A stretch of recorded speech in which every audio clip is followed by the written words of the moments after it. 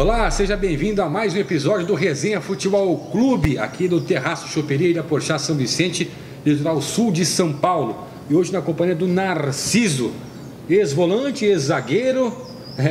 Qual é a tua posição, Narciso? Obrigado por ter comparecido aqui conosco aqui. Eu já vi você jogando na cabeça de área e como zagueiro também. Eu que agradeço o convite, estar aqui no Resenha Futebol Clube. Eu me sentia bem nas duas, né? Mas mais à vontade me jogando de volante. De volante, né? Volante. Tudo começou como volante, Narciso? Na minha carreira, sim. Até quando eu jogava na Várzea, né? Eu jogava como volante, eu não jogava como zagueiro. Sim. E o zagueiro foi uma consequência que quando o Santos foi me ver jogar, tinha sido 2 jogadores expulsos nossos, que justamente eram os 2 zagueiros. Uhum. E naquele jogo o Santos me viu atuar como zagueiro, e aí eu fiquei como zagueiro. Ele ficou como zagueiro? Fiquei como zagueiro. Mas... as coisas começaram a acontecer como zagueiro também, sim. Então é difícil você mudar para o volante. O teu diferencial como zagueiro era a boa saída de bola. Justamente. E foi isso que te marcou, né, naquela posição. Sempre tive uma boa técnica e uma boa saída de bola, então isso facilita para quem joga de zagueiro. Talvez eu sou de uma época para trás que o time começa por um bom goleiro, por um bom quarto zagueiro bom. Exatamente. Então eu tinha uma facilidade enorme de um passe bom e de uma saída de bola boa. Você fala do Rio Branco, né? Não, Rio Branco era Marcelinho. Era Marcelinho, é verdade. Não, mas o Marcelinho foi depois pro Rio Branco, né? Depois que não deu certo no Santos. Sim, ele não ficou achando muito caro. Ele veio junto comigo de Paraguaçu. Sim. Eu e o Marcelinho, a gente viemos junto de Paraguaçu o Santos direto. Aí o Santos não ficou com o Marcelinho foi emprestado foi pro Rio Branco, né? Foi pro Rio Branco e depois o São Paulo comprou o Marcelinho. E isso foi em 94, né? Isso foi em 94. Marcelinho você ficou. E aí no Santos começou tudo aquilo. Teve aquela campanha do vice-campeonato, né? Vice-campeonato, eu sempre digo, campeonato brasileiro, né? O título foi do Santos, moralmente é do Santos, né? Isso até hoje muita gente conversa contigo sobre aquele ano, aquela temporada. Muita gente conversa que sabe que atuei, principalmente quando que atua, né? Sabe que o título, e falam, né? O vice foi o Botafogo. O Santos foi campeão, mas campeão moral não muda nada, né? Não muda nada, né? Não muda nada, Você costuma ver o lance daquele jogo ainda? E olha e fala, cara, como que ele não viu isso? A não ser que esteja passando em algum lugar que eu vou. Caso contrário, não consigo, não vejo, porque é sofrer 2 vezes, né? É sofrer 2 vezes. É, sofrer 2 vezes. Aí não dá, ninguém merece. Não muda, né? Mas foi campeão moral, quem foi campeão foi o Santos. Não adianta nada. O moral. O clube vinha de uma fase desde 84 sem título, e aquilo ali parecia um título, né? Eu falo sempre que aquilo ali foi um resgate de um novo começo do Santos. Sim. Porque de 95 o torcedor voltou a acreditar no clube, o clube voltou a ter as suas tradições que o Santos sempre teve, de revelar não só bons jogadores na base, mas trazer jogadores novos e dar certo no clube. Então o clube voltou a despontar novamente no cenário como o time grande que o Santos sempre foi. Sim. E aquela chegada trouxe o torcedor para a gente novamente, né? Não só a da final, mas no jogo da semifinal, que é um jogo fantástico. Contra o Fluminense no Pacaembu. Teve o lance de pintar o cabelo, né? Descolorir o cabelo. Cada um fez uma coisa. Aquilo de ficar no gramado, no intervalo, né? Foi obra de vocês, jogadores, ou do Cabralzinho ali? Não, ali foi obra nossa na hora. Né? Na hora ali a gente decidimos que ia ficar, estávamos ganhando. E nós éramos mais ou menos os líderes da equipe, aí o Giovani, sim, o Galo, o Edinho, o Giamel, nós éramos mais ou menos líderes da equipe, e estava ganhando 2-0, o torcedor estava inflamado, estava contente, nós também estávamos felizes, e decidimos naquele momento ali, fica ali, é claro, com a concordância do nosso treinador, sim, que foi o Cabalzinho. E aquilo foi muito importante, né, Narciso? Foi uma coisa diferente, né? Acho que o torcedor, acho que durante 15 minutos, nunca vibrou tanto no intervalo como naquele jogo, né? Exatamente. E ali se tinha certeza de que o resultado sairia? Por tudo que estava acontecendo. Nós estávamos ganhando o jogo de 2-0, o torcedor estava inflamado, estava feliz, nós continuamos, ele continuou cantando, nós praticamente não escutávamos o que o Cabralzinho falou, nós escutávamos só os gritos dos torcedores de incentivo a gente para a gente poder virar o jogo. Ô Narciso, em que momento que você resolveu, de repente, interromper a tua trajetória no Santos para ir para o Flamengo? 99, foi 99 quando eu fui. Na verdade, eu estava com uma meia do amor e ódio com o torcedor, né? Estava com amor e ódio de boas campanhas, mas mesmo assim existia ainda um amor e ódio, né? O torcedor estava pegando um pouco no pé. E aí veio uma proposta do Flamengo, veio uma proposta do Atlético e uma proposta do Internacional, para que eu pudesse sair. Não lembro se foi do Inter ou foi do Grêmio, para que eu pudesse sair. E aí eu sentei, achei melhor eu ir para o Flamengo naquele momento. Eu recebi até ligações do presidente, do Ricardo Rocha, do Romário, que nós já tínhamos jogado juntos na seleção. Sim. E aí fez que eu fosse para o Flamengo. E aí você vestiu a 10 no Flamengo, não foi? Mas não queria não. Não queria? Não. Conta essa história. Não queria.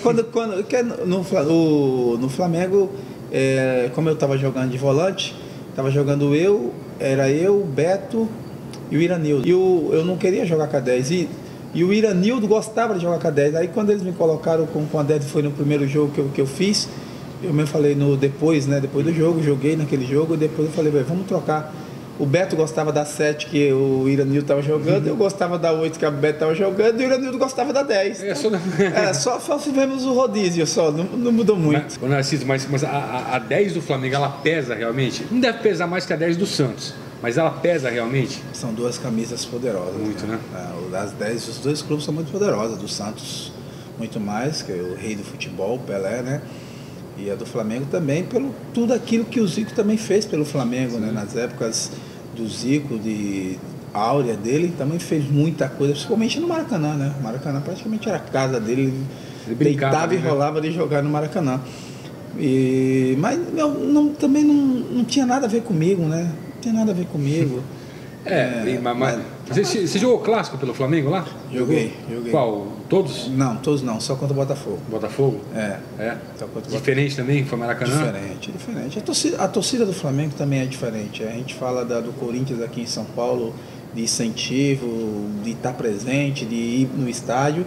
É a mesma coisa a torcida do Flamengo no Rio de Janeiro também. Quando existe uma cobrança, também o peso é maior. O peso é maior. Tua trajetória na seleção brasileira? A minha trajetória na seleção ela começou em 95, né? Fui convocado primeiro para a seleção das Olimpíadas, né, do Sub-23.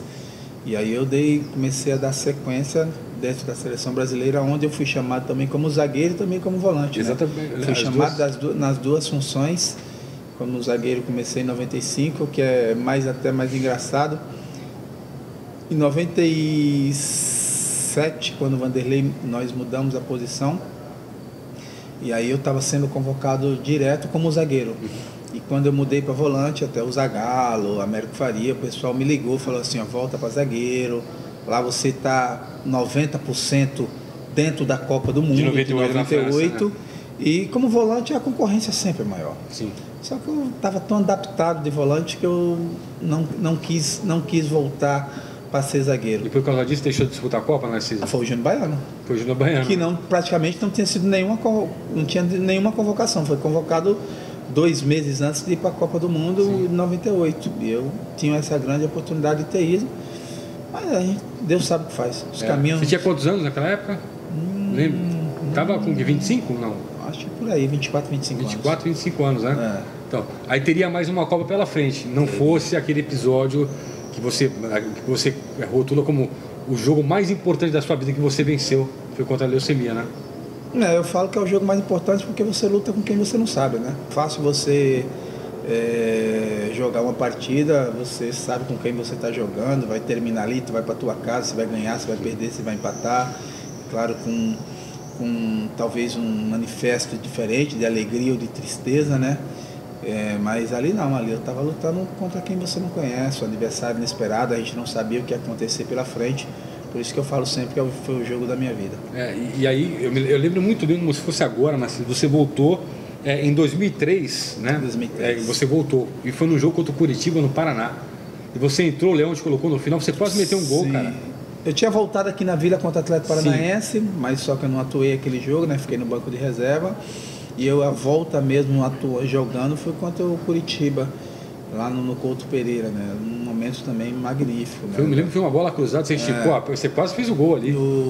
Mas mais do que isso, foi o momento da entrada, né? Eu estava aquecendo, faltava ali acho que uns 15 minutos, quando eu comecei a aquecer 20 minutos junto com meus companheiros. E de repente o Leão me chamou para poder entrar. E aquela passagem entre a linha de fundo até a chegada do Leão foi um filme que foi passando na minha cabeça. Porque Curitiba teve muita importância na tua recuperação, né? Claro, eu fiz em Curitiba, né? Eu fiz o transplante de Curitiba. E mais do que isso, os dois torcedores aplaudindo, né? Tanto do torcedor do Curitiba como o torcedor do Santos. Então foi um momento magnífico. Eu falo sempre que é um momento único, né? Porque é difícil o mundo de hoje aplaudir. É difícil um jogador ter aplausos assim das duas torcidas. Falo sempre que a valorização dos ídolos, elas são poucas, né? São poucas. A valorização dos ídolos, não são poucos os que têm essa valorização. Aí, Narciso, a tua história no futebol profissional mesmo como jogador acabou naquele ano, foi naquele ano, né? Não, acabou em 2004. 2004, no ano seguinte. No ano seguinte, ainda joguei o Paulista e alguns jogos do Brasileiro. Sim. E aí, no final de 2004, eu encerrei. E aí você já partiu para o campo, continuou no campo, mas de uma outra maneira. Foi ali que você começou também a trabalhar com a base. Sim, né? No próprio Santos. No próprio Santos.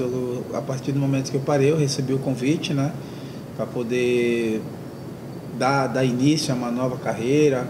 Na época poderia ser como supervisor, como coordenador ou treinador, auxiliar. Você ser treinador e você ser jogador é diferente. Tem alguns times que você ainda precisa aprender, algumas conversas, treinamento. Eu sabia mais ou menos de cabeça, não com tanta coisa, né? E aprendi muito ali quando eu fui para a base do Santos. O Márcio era o treinador. Márcio Fernandes, né? O Márcio Fernandes, então aprendi muito nesses momentos do time, da conversa, do treinamento. Então, algumas coisas já tinha como o futebol, ela te ensina, né? E outras coisas eu fui aprendendo, estudando, lendo, praticando, e aos poucos você vai se encorpando dentro da função. E aí você assumir, por exemplo, uma categoria sub-20, que é importante, aquela era de transição, a última etapa até o profissional, e do Santos ainda, né, que tem aquele rótulo de meninos da Vila, foi muito importante. Você fez uma Copa São Paulo, foi vice-campeão, se não me engano, perdeu para o São Paulo, né?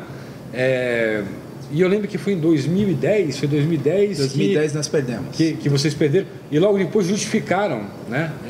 Narciso, foi a campanha na Copa São Paulo que a gente não vai continuar com você, não foi um negócio assim, uma história meio mal contada? A saída do Santos não foi essa. A saída do Santos foi por causa do Pedro Conceição. Ex-diretor de futebol. Ex-diretor de futebol. Nós já tivemos alguns arranca-rabo no passado. No passado, nessas outras áreas dele, nós tivemos alguns arranca-rabos e ele acabou, junto com o Luiz Fernando, que na época era o gerente da base, acabou cavando e começaram... Não tem como você... Eu falo sempre isso, a troca da diretoria, não tem como você mudar as pessoas, porque as pessoas não trabalham para o presidente, a pessoa trabalha para o clube. Sim. O clube é que é o mais importante. Até porque a nossa base nunca, até essa época, nunca tinha dado problema com isso. As revelações de Neymar, Ganso, de todos os atletas passaram na tua mão. O André, que foram profissional, Carvalho, um monte, Rafael, goleiro, Vladimir, que está até hoje aí. Então, um monte, Danilo, Alexandro, tudo foi passado pela minha mão. Então, perante a isso, não tive nenhum tipo de problema. Agora, o extra-campo, sim. Porque, quando, eu falo sempre, quando eles colocaram o Paulinho, que era o nosso gerente, que era o mais ciente da posição, né? Uhum. Que mais conhecia, mas colocou o Luiz Fernando e teve outro lá, que eu não lembro o nome dele agora, como supervisor. O Santos deixou de ser o Santos. Começaram a fazer coisas que não tinha nada a ver. Nós tínhamos, onde a gente treinava com 25 atletas, começamos a treinar com 50. Então você perde a qualidade de treinamento, você perde a qualidade que ele quer fazer. Então nós fazíamos peneira dentro do clube, dentro do time. Não existe peneira dentro do clube. É uma coisa que você trocar a roda com um caminhão em movimento. Justamente, você não tem como você fazer isso. Você tem que selecionar profissionais. Esses profissionais fazem uma peneira com esses atletas que são indicados. Quem saiu dali quem saiu dali fica 10 dias, uma semana de treinamento ali. Sim. Então foi isso, uma das maiores coisas que a gente começou a bater muito de frente foi nisso, porque eu achava errado. Tem como você estar treinando com 50, 60 atletas. Sim. E tem mais do que isso. Depois quem fica rotulado é o treinador, porque é fácil para mim você chegar para mim e você, esse jogador vai fazer peneira com você e ele não tem, não que ele não tenha posição, mas não tem o mesmo nível dos nossos atletas. Então, e depois quem dispensa os atletas? Exato. É o treinador. É o treinador. Que era muito mais fácil em uma avaliação, onde eles chegavam já peneirados, e aí sim, mas, pô, chega tudo, então a qualidade de treino ela já não é mais o mesmo. Você tinha que estar dividindo o treino. Aí limita todas as possibilidades de qualquer um, até do próprio jogador que está ali fazendo. Justamente, o jogador ele já não tem aquele mesmo entusiasmo, porque ele sabe que vai dar uma bola redonda, vai receber uma quadrada. Então ele já não tem aquele mesmo entusiasmo. Então nós começamos a perder, e foi onde eu comecei a bater muito de frente com o Bebeto, com o Luiz Fernando, justamente dentro dessas peneiras. E aí eles chamaram o Pedro Conceição, que eu acho que fazia mesmo. Era o diretor de futebol. Do profissional, e pegava tudo da base, e falava que eu não queria cumprir ordem. Não é questão de cumprir ordem, é questão das coisas dar certo. Se você quer melhoria de qualidade dos atletas, você tem que dar melhoria de qualidade dos atletas. E era isso que eu estava cobrando naquele momento. Aí, Narciso, virada a página do Santos, você chegou no Corinthians, né? No rival. Sim. Tudo muito novo, tudo muito diferente, ou a adaptação foi rápida do treinador, do profissional Narciso? Não, o profissional rápido, né? Porque o profissional tem que se adaptar rápido, né?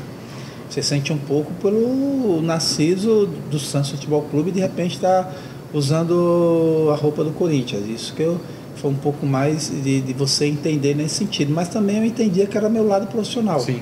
Que isso é uma coisa. A partir do momento que eu saí do Santos, eu tinha recebido já uma proposta do Corinthians antes, para que eu dei uma segurada, falei, eu vou dar uma pensada, e nessa pensada eu fiquei quase 5 meses pensando.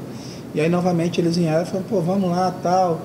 E aí eu aceitei a proposta deles, aceitei treinar no Corinthians, mas eu vou te falar um negócio, foi um momento maravilhoso. Eu achava que ia ser até um pouco diferente, por eu ter tanto tempo de Santos, né? Mas foi totalmente, eles me acolheram de uma forma fantástica, foi como se eu fosse um atleta do Corinthians que estivesse trabalhando na base.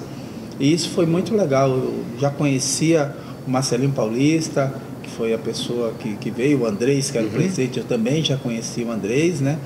E ficou muito fácil de tocar o trabalho. O Agnello hoje, que é o gerente do Avaí, que também estava lá com a gente como supervisor. Então foi muito fácil da gente poder mostrar o nosso trabalho, foi muito fácil de apresentar o trabalho de campo. Facilitou muito para a gente, justamente por essa chegada, como foi a recepção que eles tiveram a minha pessoa. Quem do Corinthians passou na tua mão, que chegou no profissional? Vou citar 2, o Marquinho hoje, o zagueiro da Copa do Mundo, e o Antônio Carlos, que é o zagueiro do Palmeiras. Sim.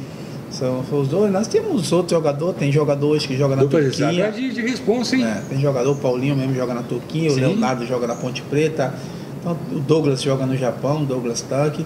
Alguns atletas que tiveram destaque, mas esses 2 foram de maior destaque que a gente tivemos. Quanto tempo de Corinthians? Fiquei 1 ano e 3 meses. Aí você vai pro Palmeiras. Eu saí, quando eu saí do Corinthians, 1 mês depois o Palmeiras me convidou. Eu não...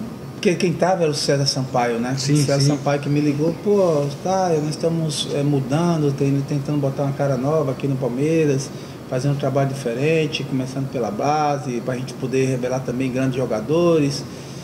E aí eu falei, olha, César, eu vou. Aí o César Sampaio me convidou, fui, tive uma reunião com a diretoria do Palmeiras, eu não tive nem com a reunião com a diretoria da base, tive reunião com a diretoria do profissional.